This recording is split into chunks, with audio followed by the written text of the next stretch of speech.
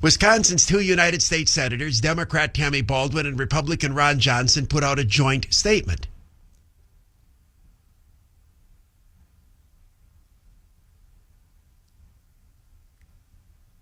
Senator Johnson's participation in that statement has drawn criticism from many of us on the right. I've had an opportunity this afternoon to talk off the air with Senator Johnson about his statement. I'm going to read it in its entirety. It's not that long. On Saturday, U.S. Senators Tammy Baldwin, D., Wisconsin, and Ron Johnson, R., Wisconsin, issued the following statement, quote, "It has come to our attention that outside individuals or groups may attempt to exploit the tragedy that occurred last Sunday in Waukesha for their own political purposes. As the U.S. Senators representing Wisconsin, one from each political party, we are asking anyone considering such actions to cease and desist. We have full confidence in the local officials who responded with extraordinary professionalism, competence, integrity, and compassion. They have many difficult duties to perform in the coming days, weeks, and months, and they should be afforded the right respect and support they deserve to undertake their responsibilities without outside interference. The top priority is to begin the healing process with Waukesha by providing comfort and support to surviving family members of the deceased and those injured both in body and spirit. They must also conduct a thorough investigation and afford the accused full due process. These will not be easy tasks and will be made even more difficult if conducted within a politically charged atmosphere. We ask everyone to demonstrate their interest and concern by praying for the victims, the families, and the entire community of Waukesha. The Waukesha Community Foundation and United Way of Greater Milwaukee and Waukesha County have also established the United for Waukesha Community Fund for those who wish to provide financial support for the victims." That was the statement.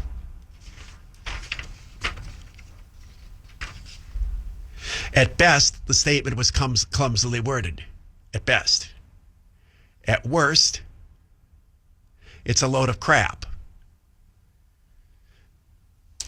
I had concerns about the statement, as have many other conservatives who feel as though that this was a signal that we're supposed to keep our mouths shut about this situation and not draw attention to all of the reasons why this mass murder in Waukesha occurred. Senator Johnson has assured me that that was not his intention.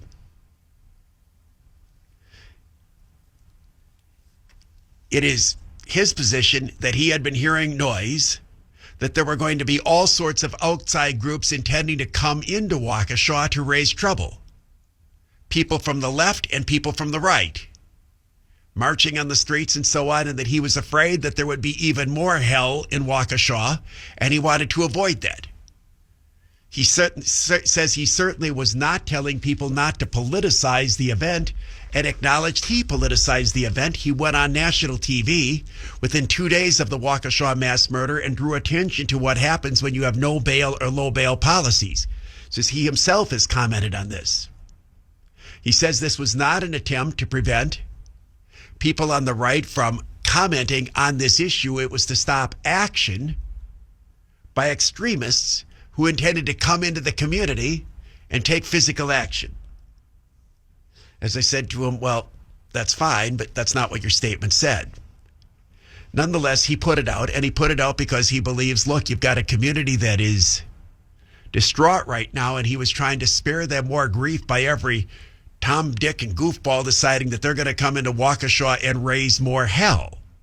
Well, certainly I agree with that. People shouldn't be coming into Waukesha to raise more hell. So I disagree with Senator Johnson's wording on this, but he has assured me that he is not trying to hamstring those of us who want to speak out on these issues, and it certainly is fair to say that Senator Johnson is the least hamstrung senator in the entire United States Senate. He has been eviscerated by the left by his unwillingness to play by their rules on issue after issue after issue after issue after issue.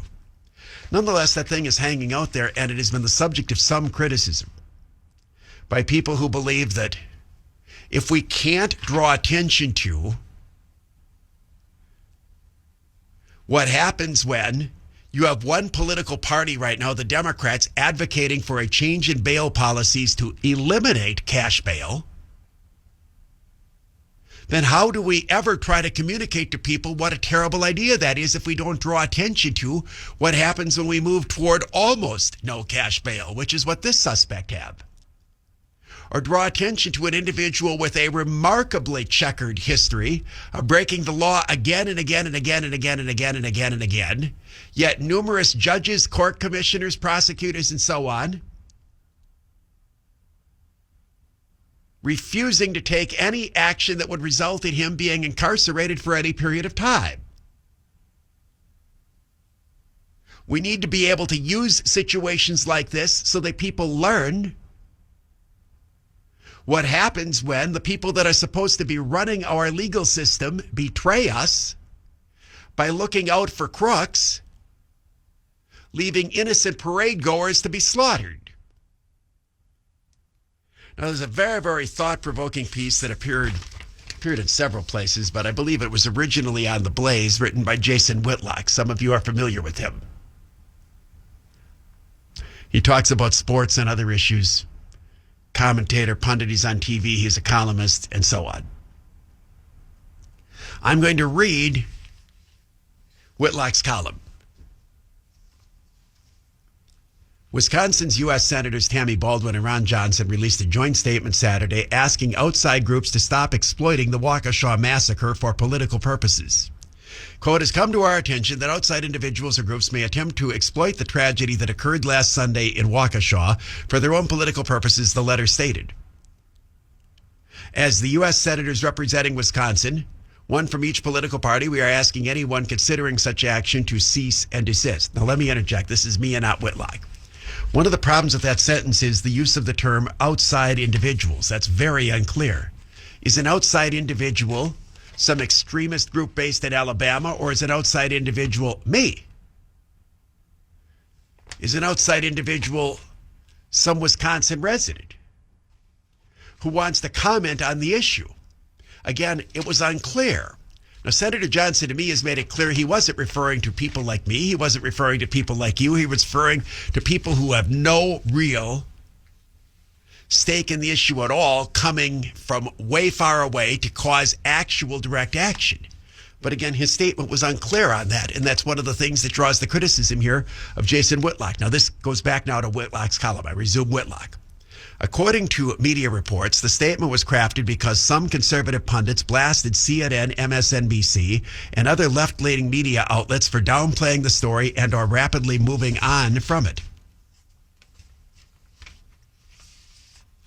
The bipartisan statement is as pointless as asking infamous bank robber John Dillinger to stop using a Colt .32 pistol. The style of gun didn't make Dillinger an unrepentant criminal. His immorality did. America's fight for political power has descended to a seemingly unprecedented level of immorality. Ambitious politicians quickly turn human tragedy into political capital. The Baldwin-Johnson statement is not only pointless, it is clueless. It epitomizes the kind of cowardly leadership pervasive in American politics. The statement is a virtue signal that pretends diplomacy is the antidote for wickedness, that peace is possible with people who have no regard for objective truth. Why should Waukesha be exempt from the political examination lens applied to everything else? Would ignoring the political implications of the alleged crimes of Darrell E. Brooks jumpstart the cleansing of American politics? I think just the opposite. Failing to fully publicly explore and explain what drove Brooks to commit mass murder would only allow the evil to further metastasize. Declining to contrast corporate media's handling of the Waukesha massacre with Charlottesville, January 6th, and the Rittenhouse trial provides unwarranted and unhealthy cover to the racists sowing American anarchy and division. The alleged sins and radicalization of Darrell Brooks must be scrutinized thoroughly, aggressively, and publicly. This isn't about settling a score between conservatives and liberals. It is about assessing the cost of mainstreaming and normalizing critical race theory and gangster rap culture across our primary communication and information platforms. Darrell Brooks appears to be a direct reflection of what the American zeitgeist says a black man should be: angry, emotional, profane, violent, racist, and criminal.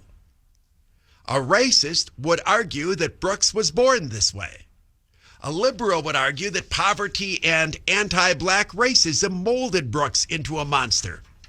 Having been born black and poor in America, I would argue that the zeitgeist has maintained a culture that rewards black men for exhibiting emotion, anger, violence, profanity, racism, and criminality.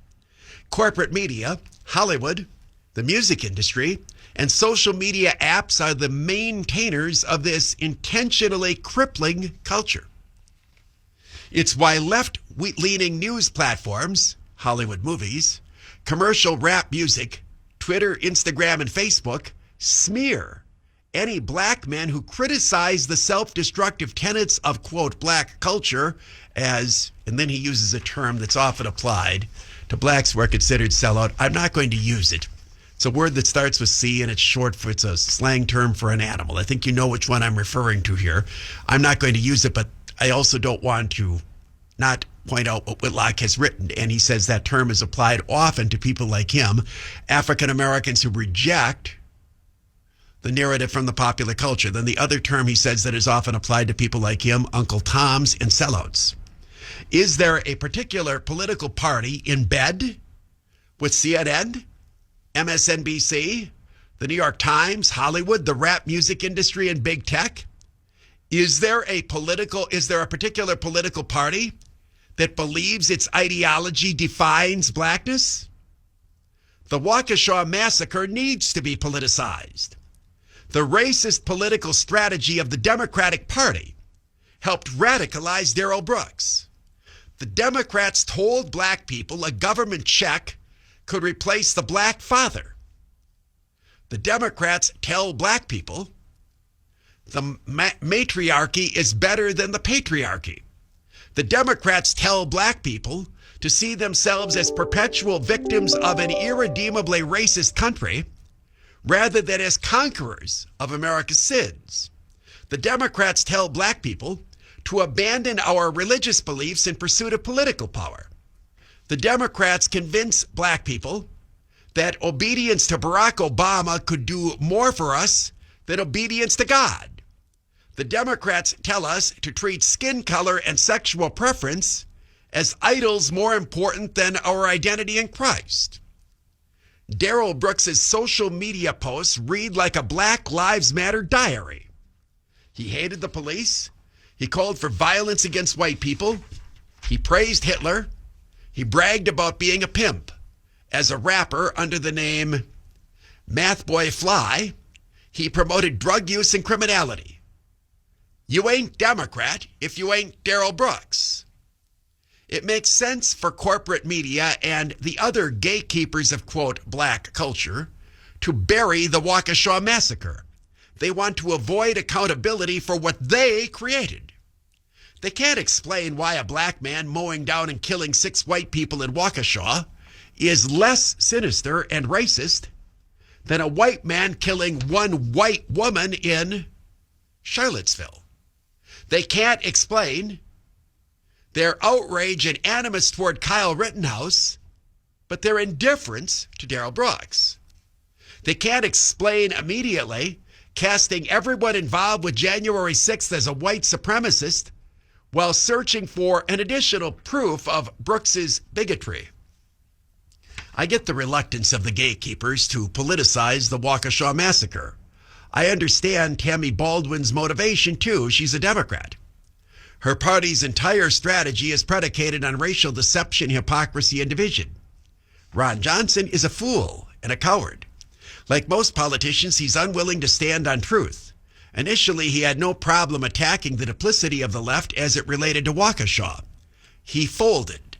He foolishly thinks there's value in making peace with people who believe men can get pregnant and men and women armed with flagpoles tried to overthrow the government.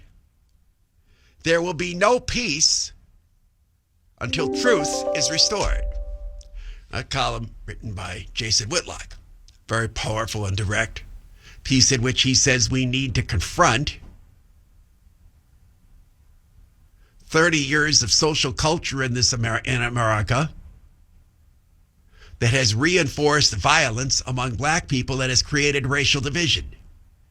He didn't even really get into the no bail and low bail policies and so on, or the butchering of his case by courts throughout Wisconsin and even in other states.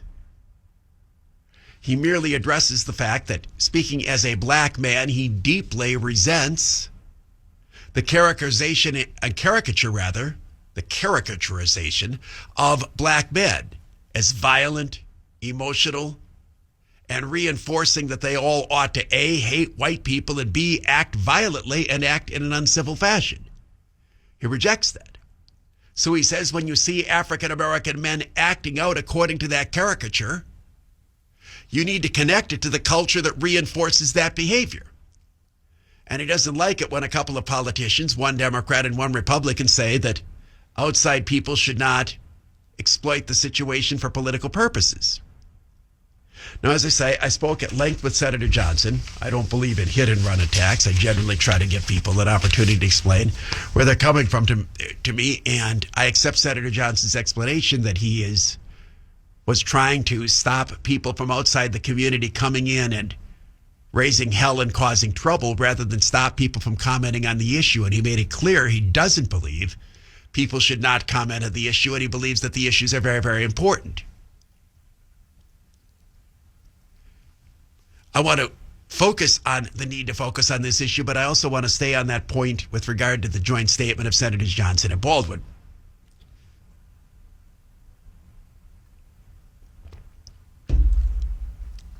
Let's go back a little over a year to another incident in the state of Wisconsin. Nobody died in that incident, but somebody was shot. It was the shooting of Jacob Blake. That wasn't a mass murder. It wasn't a murder. It wasn't even a homicide. What it was a serious wounding. But it wasn't a crime. It was ruled by even one of the most liberal experts on policing in America, the former police chief of Madison, Noble Ray, to be justified police action. It was ruled to be a legitimate action by the same district attorney that accused Kyle Rittenhouse of murder. That's how clear-cut, justifiable the shooting of Jacob Blake was. Even Michael Gravely and Noble Ray believed that it was justified. Yet, I didn't see Tammy Baldwin come out and encourage outside groups to not try to take advantage of the situation. In fact, it was just the opposite. Democrats like Tammy Baldwin piled on and condemned the shooting and created a situation in which Kenosha became a riot zone. I didn't see Tammy Baldwin's fellow Democrat, Tony Evers, demanding that outside groups keep their mouths shut. In fact, Tony Evers couldn't even keep his mouth shut.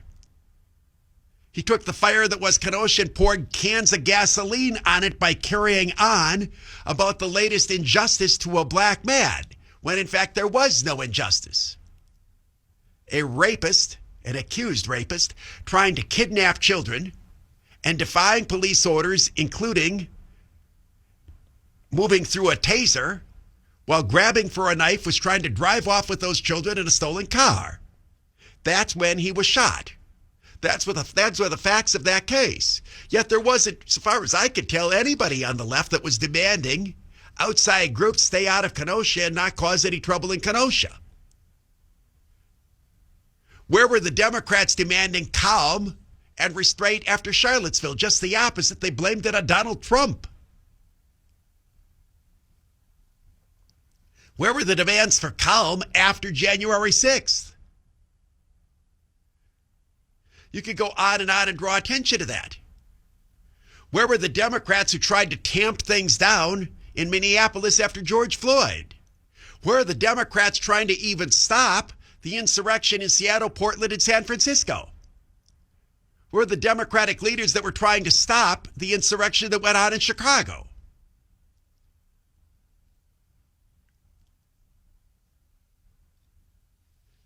I'm sure at some point a police officer is going to shoot an African American in the United States sometime soon. Somebody's going to be breaking the law and some police officer is going to be shooting. It probably will be justified. Maybe it won't be. Don't know. It's inevitable that these things will continue. Will Senator Baldwin demand that outside groups not use this for their political purposes? I don't think so.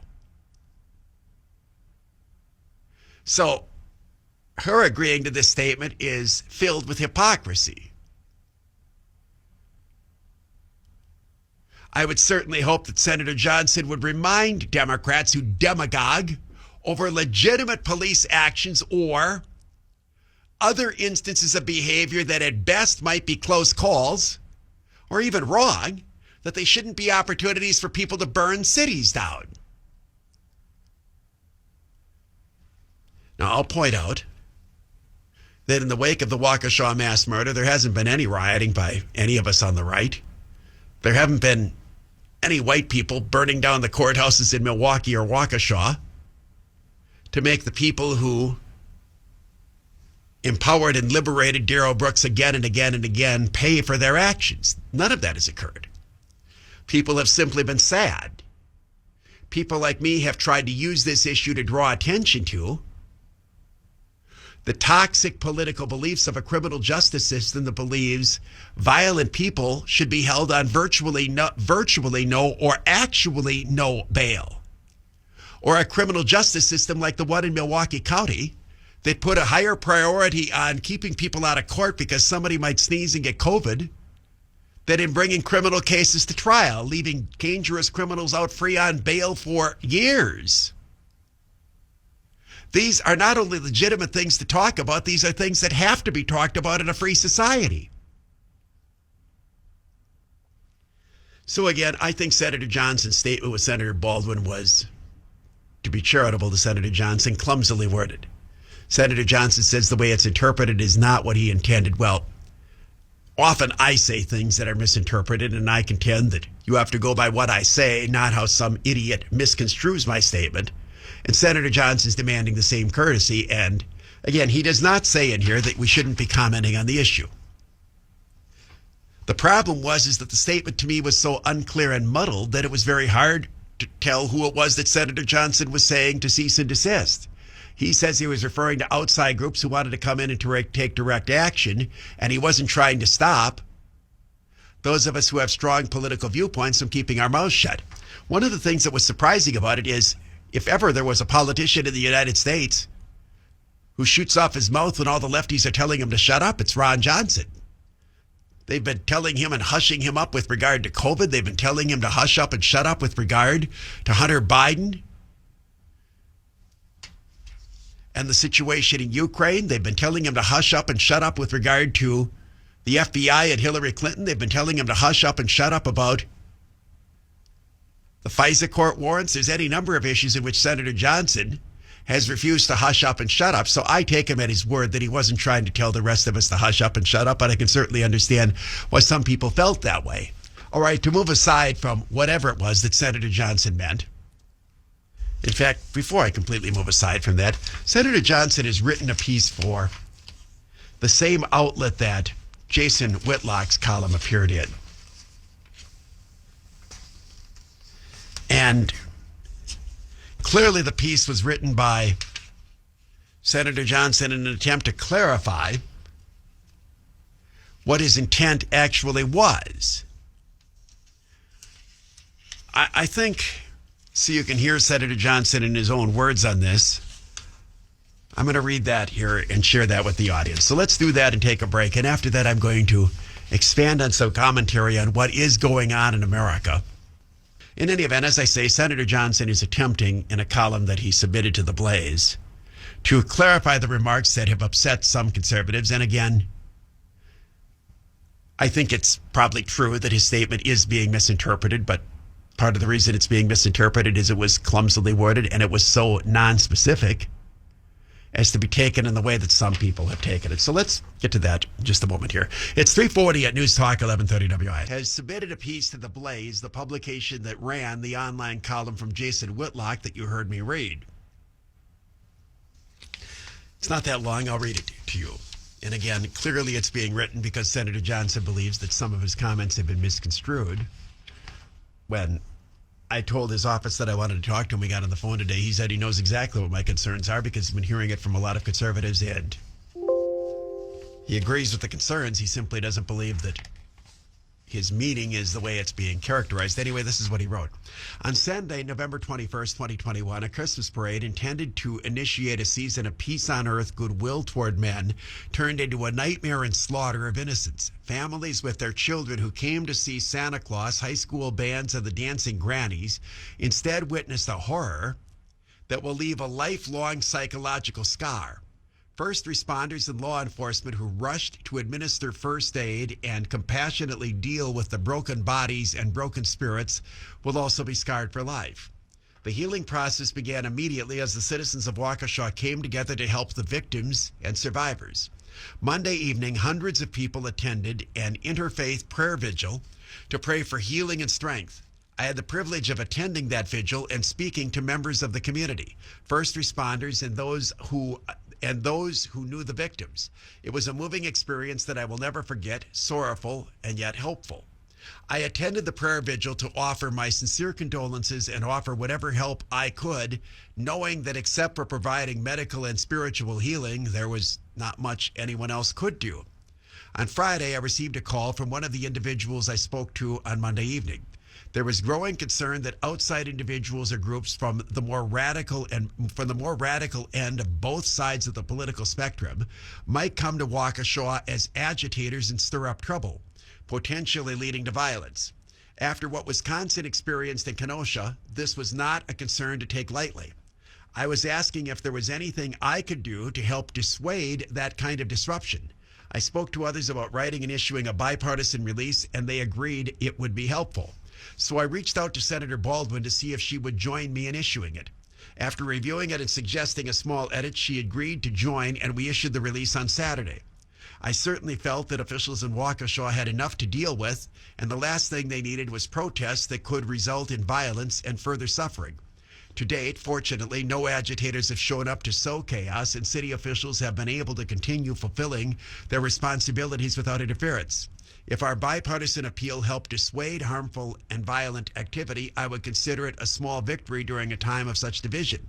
Unfortunately, our bipartisan appeal has been misinterpreted, misconstrued, and criticized. Some conservative voices have inaccurately portrayed it as denying the reality that the homicides in Waukesha could have been avoided were it not for low bail policies, or that they must have been politically motivated. The joint release was not denying reality. In fact, the release called for a thorough investigation, full due process, prosecution, and punishment to the full extent of the law. In addition, during numerous media appearances shortly after, I said the homicides and assaults never should have happened, and that the catch and release policies of the political left were resulting in more crime and greater violence. Somehow those statements of mine were overlooked by some who are justifiably outraged by the bias in the media and the glaring disparity in the coverage of violence depending on which side of the political spectrum the perpetrators may come from.